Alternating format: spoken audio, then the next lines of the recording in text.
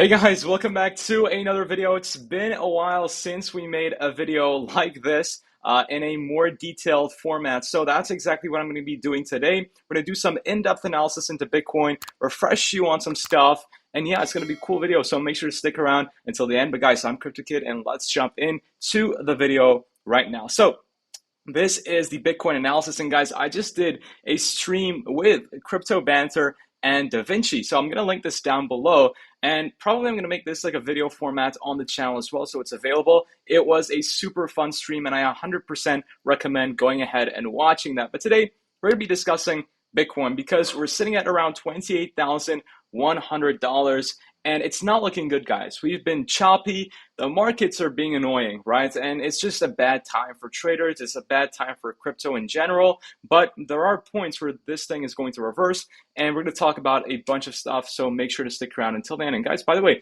if you want to be trading, I'm currently trading on Bitflex, right? And they had an incredible UI upgrade very recently. And it's just so much more seamless. They have full-on, it's fixed leverage, so it's a pretty cool exchange at the moment to try out, in my opinion. And if you want to do so, you can head over to the link in the description below to try out Bitflex. And of course, if you want to trade on Bybit, you can also use the Bybit link in the description below too. But so what happened was, last video, I jumped into a long position, which I mentioned is going to be more of a scaling position. It's going to be more of a hedge position. If you don't know what a hedge position is, it's basically preparing for the long term. So we scaled in, right? Our first scaling point was at around $29,400. Then our next scaling point is going to be at $28,600, and then our final scaling point will be at $27,900. Of course, this is my trading and my analysis only. Always make sure to do your own analysis and conduct your own research before trading or investing. That's super important, but that's how I'm going to be scaling into a long position, because I believe this final support line right over here on Bitcoin is incredibly important. And of course, if we break down from there, then it's total catastrophe, and then we're going to break down to $25,000 in my opinion. And at that point, I'm going to close all the long, and I'm going to switch it all into a bearish short position, because up to this point, it's massive support, and I do believe we could have a bounce from here. If we don't, if we continue crashing, then that is the point where I switch bearish, and of course, that would be a nice move for us to trade it. The position I opened is very small anyways. It's a very small position. The only times when I'm going to open a big position, because of course I'm a swing trader, so that's $31,000, because I think that's the very critical point for us to break for a massive bullish move.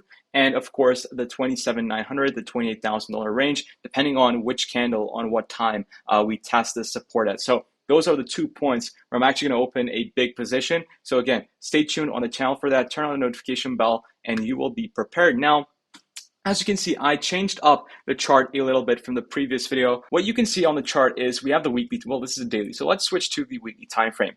Now we had an ascent, well, we still have this ascending channel forming on the weekly time frame, but something very interesting that Da Vinci mentioned on that particular stream is this. It's called a three-pointer. Oh God, I forgot the name of it, but it's pretty bearish, right? You can watch the stream for that. And we discussed that also. And basically, it's a bearish pattern that causes a break towards the downside. And it's all going to depend on breaking this level of support. That's why I'm super bearish on that particular break. However, if we do see the reversal back to the $31,000 level and we end up breaking up, then that's going to be an awesome move. And that's why I have the hedge long position, because just in case we do see that upward move in price, we're not going to be, we're not going to be late into it. So that's why I started that hedging thing that you saw in the previous video. But if, again, we break down from this level of support, that's the point where I'm going to switch completely bearish and potentially open a short position. So other than that, we see two types of arrows. We see the down arrows, the up arrows. Those are the higher highs and higher lows. And this particular one right there is green, because that's where I'm expecting the next higher low to be placed at. If that isn't the situation, we break down, of course, that would break the uptrend and we would enter into a downtrend. And then I believe this would be the lower low, that would continue the downtrend if we actually form it and break down from that level of support. So I hope that makes sense. Again, if you have any questions about my analysis, you can always join my free Telegram channel. Go to the chat section, ask your questions there, or even ask them in the comment section down below. I'll more than happily answer them as well. So the next thing that I want to jump into is the falling wedge. So what happened with the falling wedge is, right, It's so annoying because it tricked the entire market. It tricked a lot of traders, a lot of traders, because that was the perfect break. So what I had to do was now I have to adjust it a little bit more. So now, these wicks and these new candles actually come into account for it and still make sense. So that falling wedge pattern, it was a very unfortunate situation. Of course, I didn't open a trade there because I personally thought that it would be a fake out and it would trick the market. So I didn't want to enter into long at that particular break. But we did jump to around $30,200 there, and it did trick the market a lot. So if you did get impacted by that, it's okay. Don't worry about it because another opportunity will be coming very, very soon. So we have our falling wedge. So yeah, it's the same thing. I just readjusted it so it now makes sense with these new candles. So we can still, we're still waiting for this breakout, this massive breakout with confirmation. Unfortunately, because the market is choppy and there isn't much volume at the moment, it's still not coming. But hopefully, if we find support at this level here, because this is such a phenomenal level of support, I do believe this could be the point where this falling wedge ends, and that would be the point where we'd actually break towards the upside. So that is what I am personally hoping for. And in fact, what we can do is we can pull out, where is the fixed? There we go. So let's pull out the fixed volume profile. If we look at the volume, right, the most volume we can see within this volume range is actually at $27,900, which is the level that I've been talking about for a lot of videos. So again, this all builds up to the place that $27,900 level will be the point that it's actually going to be our final, hedging place into our long position that we have right now. And that's actually the place where I'm planning on putting the most amount of funds from my end, because again, it's a tremendous level of support. And, the volume profile also suggests that, as there's a lot of buying pressure at that particular place. So that's what I am looking at on a technical analysis perspective. If we have a look into the S&P 500, right? The S&P 500 broke out, we saw that rally, and now we're seeing a retracement towards the downside. I think we're at good level of support for the S&P 500. And the DXY, wow. The DXY I've not looked at for a very long time on the channel. The last time I looked at it, we saw this massive push towards the downside, and look at that amazing V-shaped recovery. So yeah, the DXY, it looks pretty interesting. The dollar is gaining strength.